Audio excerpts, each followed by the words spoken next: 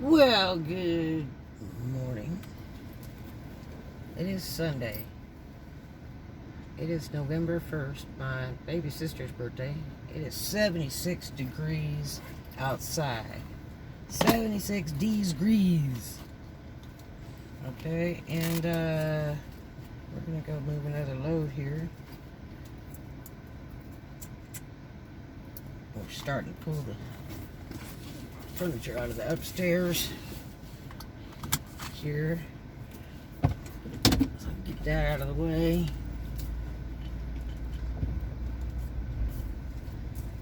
Some's gonna be sold. I've got to get it downstairs.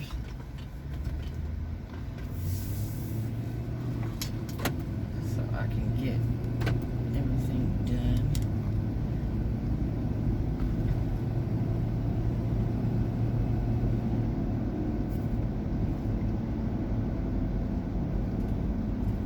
This is Fort Walton Beach. There have been sirens and sirens and sirens this morning. I don't know what's going on.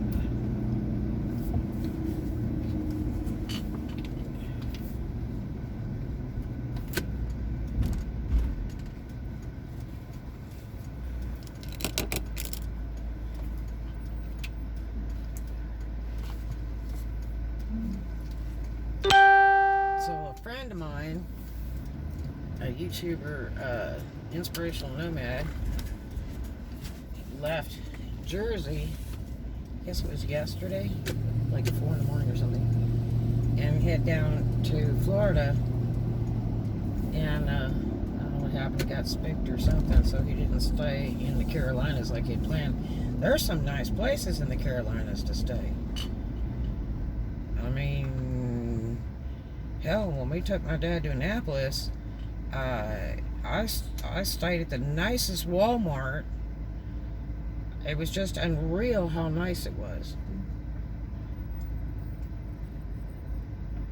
Got trying to pull in behind me and trying to give him some room. Not like these other jamokes that just sit there and play on their phone and leave 20 foot in front of them so that they can't make it convenient for somebody to pull in his lane. That drive-thru is pretty busy over there at Zaxby's, you know. So I know what it's like. I've delivered for them, and it's like hell to get out of that driveway. People would only pull up a foot or two, you know. But anyway, so he went ahead and deadhead all the way to Florida from Jersey. And he was talking about not doing that, but he did it. But, you know, he might have got spooked from something and decided, well, better just keep rolling. Because there are some unfriendly truck stops around the states. The worst is Tampa. Man, all those truck stops down there, they do not like cars at all. And even if you ask for permission, I stayed at one night. I was working down there real late, and I was so tired I couldn't even drive back to where it was at, the hotel. And I had really good sales that night too. And I don't like to push it driving and be tired. That's worse than a drunk driver. So it's just not safe. So I went into the truck stop. Big Flying J pilot down there. I think it was Flying J.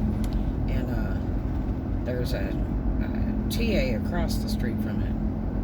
Now, the TA was creepy looking. And there were some ghetto blasters in the parking lot and stuff, so that kind of creeped me out. And the Flying J across the street was very small. Didn't have a lot of parking in it for cars.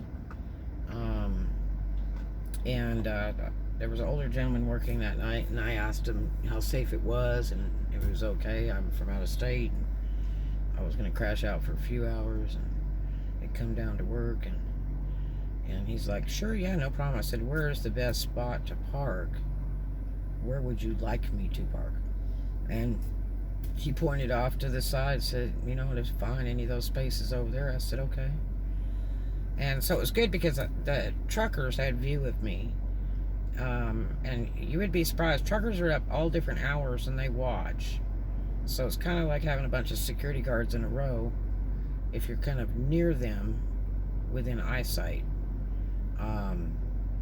So they're great. And then some of the truck stops will have security and police. And I had brought my new Cadillac down there, and so I crashed out in the front seat. I was just so tired, and man, next thing you know, there's some guy yelling at me and banging on my window and sweeping around, and he's like in his 20s, a worker from that truck stop, and I think it was like 7 in the morning, and I had got there about 5, I think. It was late. It was 4 or 5. And so usually I try to finish out at midnight, but if the money's there, I'm staying. So, but anyway, so I was there really late, but I was beat. And so anyway, this guy is like yelling and stuff outside my car, and he's running around with a sweep thing. And he said something else. I rolled down my window and I said, what's the problem? You can't sleep here. And I said, if you'll notice, my tags are from out of state, like hours and hours away from here. And I asked permission when I got here late last night. We don't want cars here. And he started cussing me and just being a psycho. And I had videotaped it too. He was absolutely terrible, yelling at me all the time I was there. I even went to get gas before I left, you know. So you do business when you come in, and you do business when you come out, so they know you're strictly business. And so I had got a little fuel and mentioned to somebody on the desk that he was pretty rude. And so I went back out to the car and started pulling out the gates, and the guy was still out there sweeping stuff up around the lot and screaming and cussing at me. And then I wrote a letter to the Flying J about it. Dude, I don't know why you're looking to the side when it's a green light.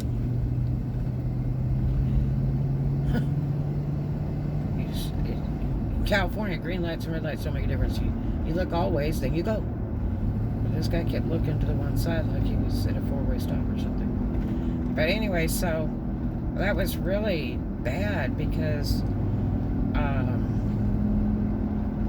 you know, I have Flying J cards. I have the professional and the regular, and I travel all over the states. I've used Flying J for years. It's very safe. They usually have police there, or they have their own security. They have video cameras, and it's, you know, really safe way to travel, especially the hours that I work, or if I'm crossing country, you know, and don't want to waste money on a hotel because I'm, you know, pushed for time. If this clown would figure out what he is doing, Jesus, then, you know, I do a lot of business with them, and there's some wonderful truck stops across the states. There is one of the best Flying J's, well, a couple of the best Flying J's. One was in New Mexico when they had the Flying J buffet, and it was an all-seafood buffet in New Mexico. Man, was it fantastic. Really, really good food. Well worth it. And then, let's see, Oklahoma, let's see, Texas, Dallas, Texas.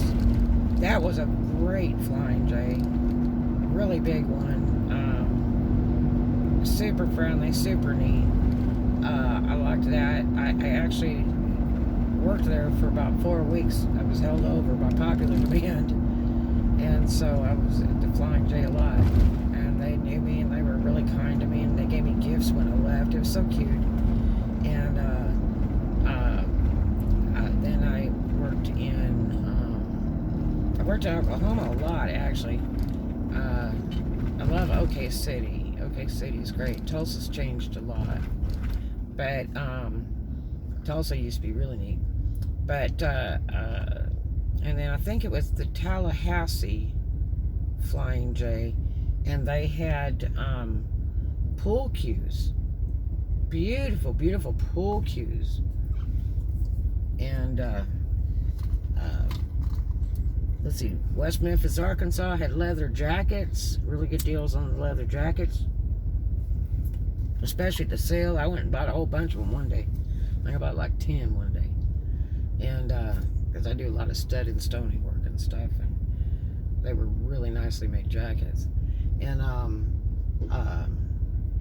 let's see, the one they, I think there was, let's see, the Flying J in Pensacola, somewhere around Pensacola. Trying to think. Let's see, there was no truck stops in Pensacola, but there was the Oasis, which is like 30 miles the other way. Might have been Mobile. There was one big Flying J that was really great. Went in there and they had Velcro sandals, and George was rolling with me at that time, and went in there and got us Velcro sandals really cheap on the sale. Got us the pair each, and you could wear them at the beach and everything. They're really neat. And I always bought my briefcases there. Now Harbor Freight has some pretty good deals on the metal briefcases. But yeah, the truck stops are pretty neat. As long as you state your purpose, and especially if you're female and they understand you are not a lot lizard. I used to have a sticker on one of my cars that says "not a lot lizard" on it, and I used to put it right on the windshield. And I've always been pretty much welcomed, especially when I returned to that city or state. They knew me and they're like, "Well, you're back," And because I tip real good, if I'm in the restaurant, I go there to do my paperwork and pay my bills and fill out money orders and do my mail, and when I'm on the road, because I don't carry money as a rule, not cash money at all, and I pay my bills as I go,